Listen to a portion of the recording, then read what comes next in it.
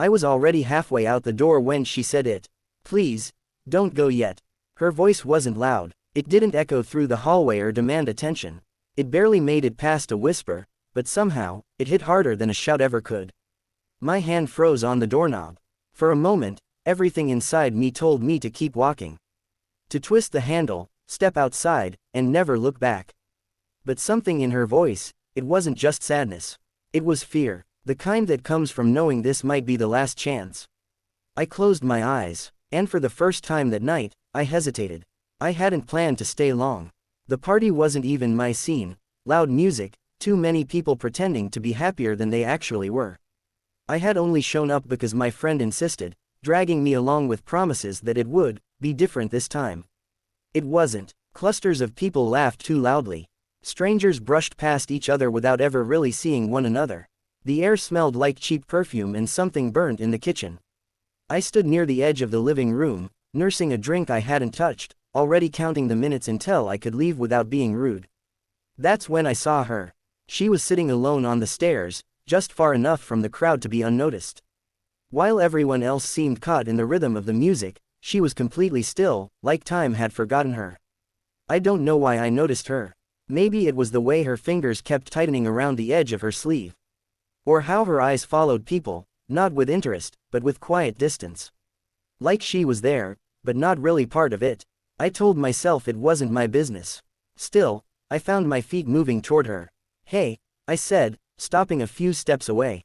You okay? She looked up, startled, like she hadn't expected anyone to talk to her. For a second, she didn't answer. Then she gave a small nod. Yeah, I'm fine. It was the kind of answer people give when they're anything but fine. I hesitated, then sat down a couple of steps below her, not too close, not too far. You don't look like you're enjoying this. A faint smile flickered across her face, barely there. I'm not really a party person. Same, I admitted. I was just about to leave, actually. Something shifted in her expression at that. Oh, just one word, but it carried more weight than it should have. Disappointment, maybe, or something deeper. We sat in silence for a moment. The music thumped in the background, muffled by the walls. People laughed somewhere in the distance. I'm Daniel, I said finally. She hesitated again before answering. Aisha. Nice to meet you, Aisha.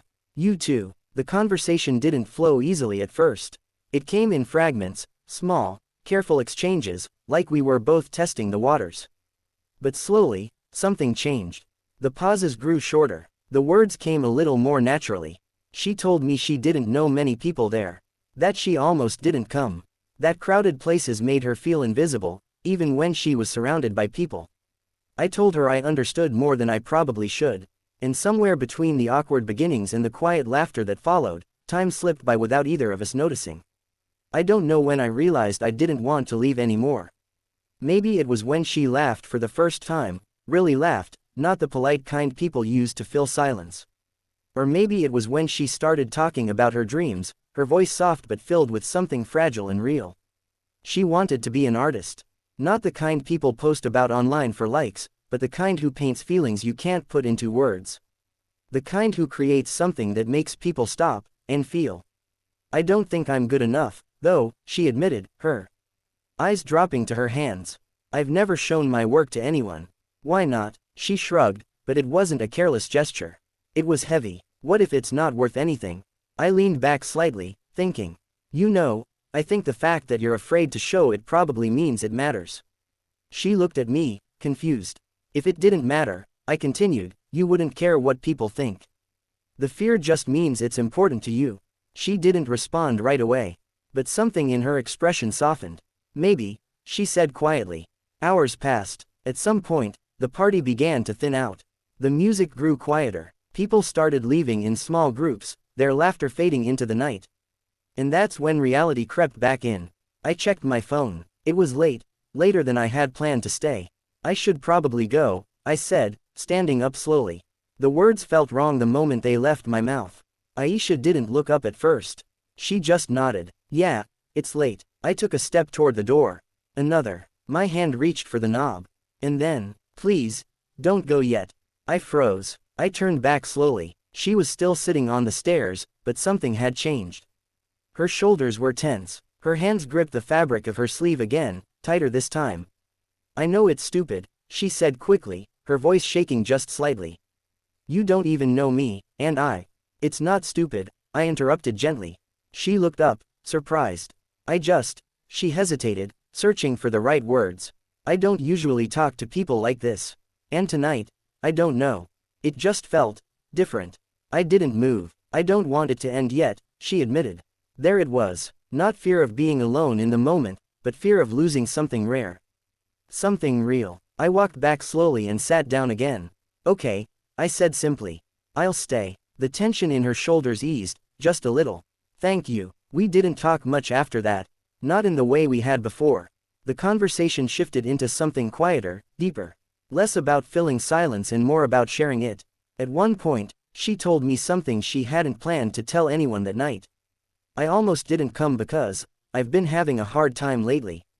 I didn't interrupt. I lost someone a few months ago. Her voice dropped, fragile. And ever since then, everything feels off. Like I'm here, but I'm not really living. I swallowed, unsure what to say. I thought maybe if I came here tonight, something would change, she continued. But it didn't. Not until. She didn't finish the sentence. She didn't have to. I understood. Sometimes, I said carefully, it's not about everything changing at once. Sometimes it's just about finding one moment that reminds you you're still here. She looked at me, her eyes glistening slightly. Yeah, she whispered. Maybe. When we finally stepped outside, the night was quiet. The air was cool, carrying that peaceful stillness that only comes after chaos fades away. We stood there for a moment, neither of us quite ready to say goodbye. This was unexpected, she said with a small smile. Yeah, I agreed. It was. She hesitated, then reached into her bag and pulled out a small sketchbook. I know this is weird, she said, flipping it open. But I want to show you something. She turned it toward me. And for a moment, I forgot how to breathe. The page was filled with a drawing, soft pencil strokes forming something deeply emotional. It wasn't just a picture. It was a feeling, loneliness, hope, and something in between. This is incredible, I said honestly. Her eyes widened slightly. You're not just saying that. No, I shook my head. I mean it. For the first time that night, she didn't look uncertain. She looked proud. Maybe you were right, she said softly. Maybe it does matter. It does, I said. More than you think. We exchanged numbers before parting ways. Nothing dramatic. No promises of forever. Just a quiet understanding that something meaningful had happened. Something worth continuing. As I walked away, I realized something I hadn't expected. I had come to that party wanting to leave. But I left with something I didn't even know I needed.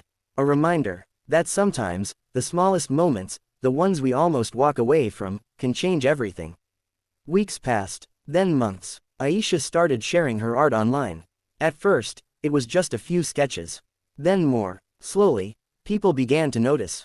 To connect with her work the same way I had that night. She still doubted herself sometimes. But not as much. And every now and then, she'd message me with something simple. Hey, I'm glad you didn't leave. And every time, I'd smile. Because I was glad too. Looking back, I still think about that moment. The door, the hesitation, her voice. Please, don't go yet. It's strange how life works. How one small decision, one pause, can lead to something bigger than you ever imagined. Most people think life-changing moments are loud and obvious. But they're not. Sometimes, they're quiet. Sometimes, they're just a whisper. And sometimes, all it takes is choosing to stay.